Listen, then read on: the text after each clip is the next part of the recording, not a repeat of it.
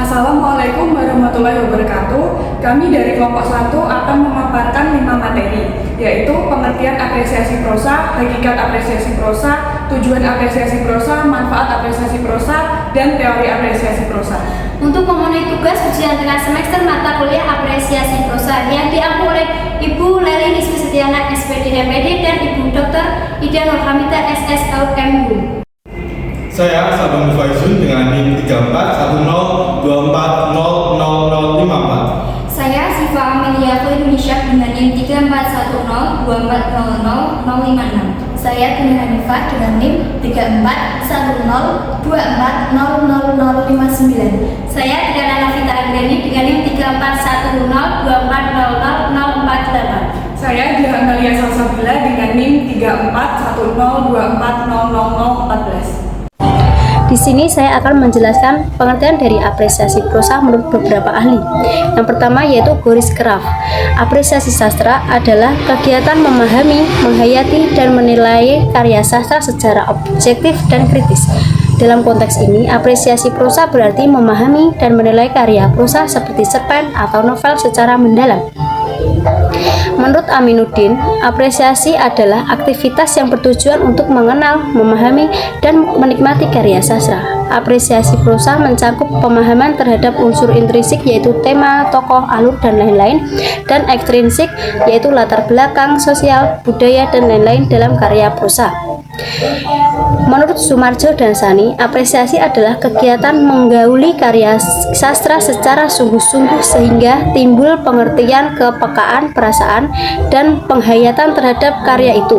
Dalam hal ini, apresiasi prosa berarti menjalin hubungan batin dan intelektual dengan teks prosa. Hakikat apresiasi prosa merupakan suatu proses untuk memahami, menikmati, mengevaluasi, dan memberikan penghargaan terhadap karya sastra berbentuk prosa, seperti cerpen atau novel secara mendalam.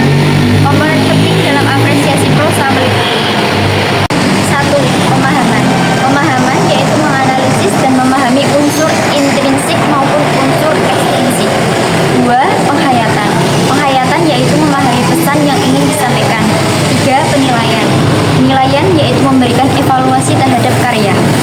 4. Penghargaan. Penghargaan yaitu mengakui nilai karya sebagai bentuk ekspresi. Secara keseluruhan, apresiasi prosa adalah aktivitas aktif dalam membaca karya sastra untuk memperoleh pemahaman mendalam, nilai-nilai penting serta pengalaman yang dapat memperkaya wawasan. Tujuan apresiasi prosa. Menurut Sumarjo dan Saini, apresiasi prosa bertujuan untuk mengenal, memahami, dan menghayati keindahan bahasa serta isi karya sastra.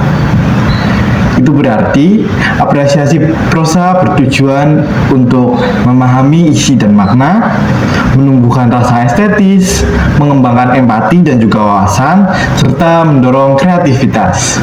Materi selanjutnya yang akan saya bahas yaitu tentang manfaat apresiasi prosa. Apresiasi prosa memiliki beberapa manfaat yang harus kita ketahui. 1. Sebagai pengembangan nilai-nilai moral.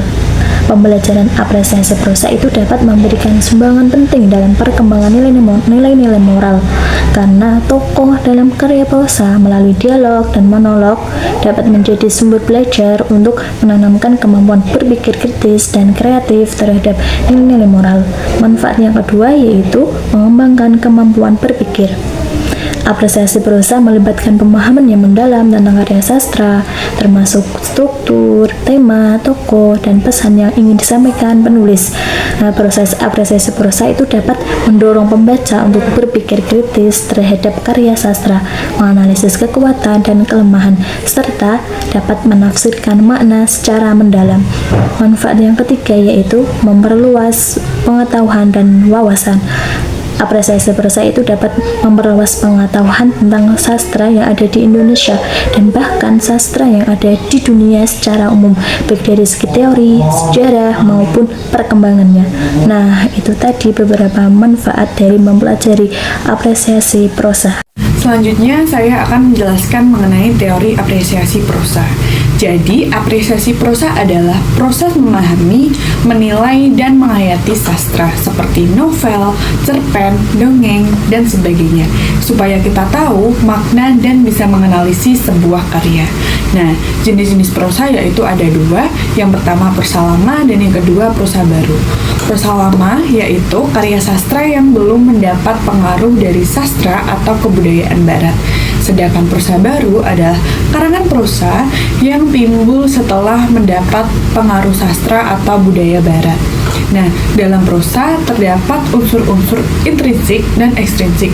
Nah, untuk unsur intrinsik prosa adalah unsur yang berasal dari dalam, seperti tema, alur, tokoh dan penokohan, latar, sudut pandang, dan amanat. Untuk unsur-unsur ekstrinsiknya, yaitu segala faktor luar yang melatar belakangi penciptaan karya sastra seperti faktor pendidikan, faktor pengarang, faktor kesejahteraan, dan faktor sosial budaya. Nah, melalui unsur-unsur ini kita dapat memahami hal-hal yang terdapat dalam karya sastra sehingga pembaca dapat memahami kisah dan peristiwa yang disajikan dalam karya sastra. Melalui karya sastra kita dapat memetik hikmah dari karya sastra tersebut. Demikian pemaparan materi dari kelompok kami. Kurang lebihnya kami mohon maaf. Terima kasih. Wassalamualaikum.